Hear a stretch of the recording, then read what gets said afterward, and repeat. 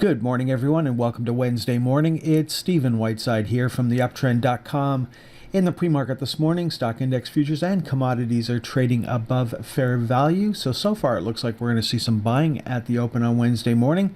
We do have economic numbers coming out at 8:30 this morning that could sway the market. So we'll just have to wait and see. We still have the VIX on a sell signal. That's supportive for higher stock prices. That would change on Wednesday if we were to close above $14.20.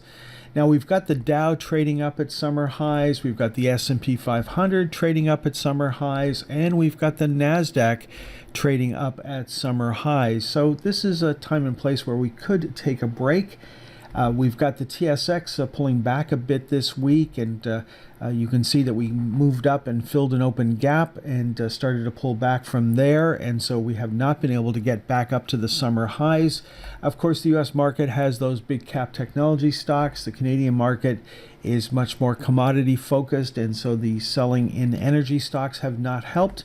And now we're getting some selling in the banking sector. So we are expecting a little bit of a pullback here. If we look at the percentage of stocks currently trading above their 20-day moving average on the S&P 500, you can see that we're currently up at the top of the range, and this is where the market either pulls back or takes a break.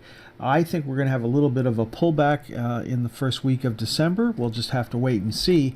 If we look at the percentage of stocks on the S&P 500 currently trading above their 200-day moving average, you can see we moved up to our first target. And we talked about this a couple of weeks ago, that we may be able to move up to this level.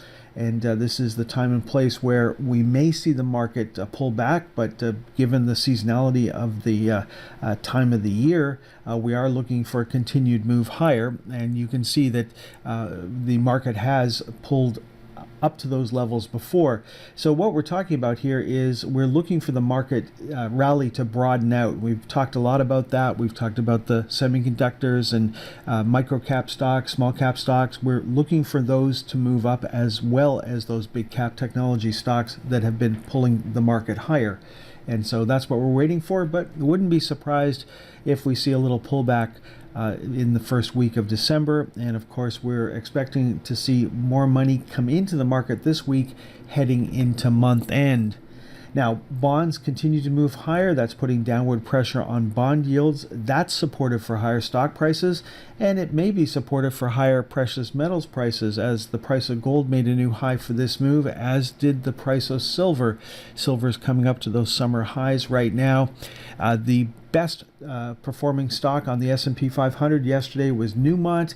If we go back to last week, you can see we were looking up two lines, 39.06 and 40.63. Well, both of those targets were hit yesterday.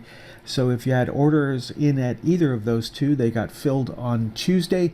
Now we're looking up, seeing if we can break out above the September high up to 42.19. And the best performing stock on the TSX 60 on Tuesday was Barrick, up 4.97%, hit our next target of 23.44.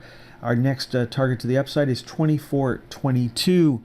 And so we've got a new high for this move for GDX, for the XGD, and for the SIL. So gold and silver stocks continuing to move higher on Tuesday. Okay, folks, that is all that I wanted to cover this morning. Looks like the market wants to continue to move higher on Wednesday. Have a great day. Next time you'll hear my voice is on Thursday morning.